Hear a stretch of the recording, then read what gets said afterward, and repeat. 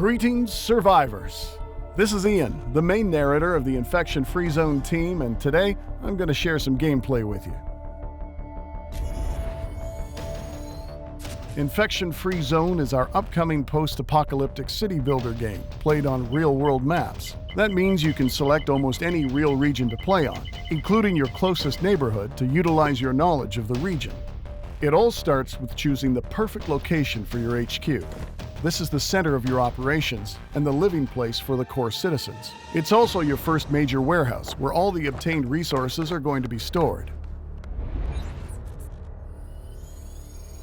What's the main difference between Infection-Free Zone and other city builder games is how new buildings are constructed. Instead of building them from the ground up, we rather adapt existing buildings for new needs, to create shelters, warehouses, production buildings, and so on.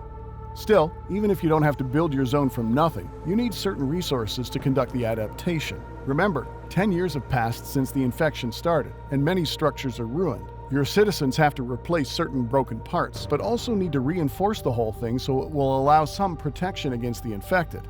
Your citizens divide into two categories: civilians and squad members. Civilians are meant to be your usual worker units that help with gathering resources, adapting buildings, and building new ones from scratch. In later stages of the game, civilians are also taking more important roles upon themselves, like conducting research, which opens a whole new world of possibilities for you.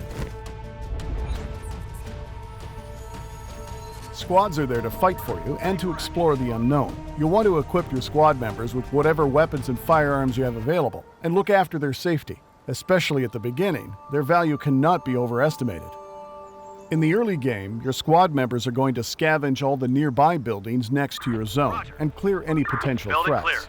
Until you find a reliable way to manage the whole food production chain, all you have left is to search every corner of those nearby abandoned buildings and pray that the next can of food you find won't be spoiled. Every building on the map has its data taken from the OpenStreetMap database, including its original purpose. Therefore, if you know where the groceries are, you have a higher possibility to find food there. And if you know where a gun shop or police station was, it'll be a good place to look for weapons, and you're going to need them a lot. We're on the move. Always watch the clock, because when night comes, the time of the infected starts. The infected act more like vampires than humans. The sunlight hurts them, so they hide in the shadows during the day. But when night comes, they roam through the map, engaging any living creatures on their way. The infected are restless, fearless, and very dangerous. They're faster than most humans and will take a few bullets before they fall. Buildings and vehicles might be a fine protection, but not for long. Build up walls and towers for additional defenses, or run down the infected with vehicles. Mind your ammo and fuel, as you can easily run out of those if you don't maintain your supplies during the daily scavenging and production. Later on, we'll also encounter different types of infected: wolves, birds, large animals, and horde leaders, all bringing you different types and levels of threat. Once the sun rises again, usually the fight is over, as long as there are no clouds. Remember to track the sunsets and sunrise and prepare accordingly to the seasons. Because Infection-Free Zone is based on real-world map data, you can expect the night to be longer during the winter season and shorter in the summer. Day lengths, seasons, and weather are accurate to the city of your choice. To complete your constructions, you need tools: wood, metal, concrete, and that's only the beginning. Most of the time, your citizens will gather those resources from nearby parks or other buildings that need to be deconstructed or demolished.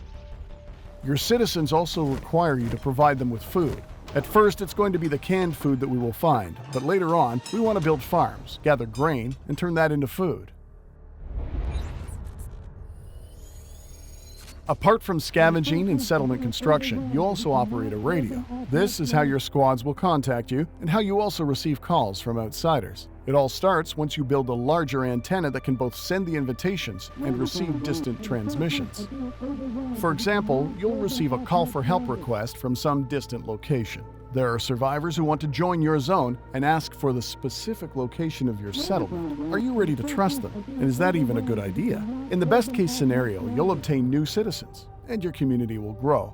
At worst, you can expect an ambush. Desperate times create desperate people, and desperate people are ready to kill to survive. Well, that's what we wanted to show you in this quick gameplay overview video. There's a lot of new things coming to the game. We have interesting storylines in the works, the law system, the research system, and the expedition mode, which is going to allow you to discover the areas outside of your closest neighborhood and travel to distant, real-life locations. We hope you enjoyed seeing a sampling of all the current game mechanics. Infection-Free Zone is launching in the middle of next year, although that date is still subject to change depending on the playtest feedback from the community. Thank you all for your amazing support, and stay tuned for more upcoming content in the next months. See you soon in your Infection-Free Zone.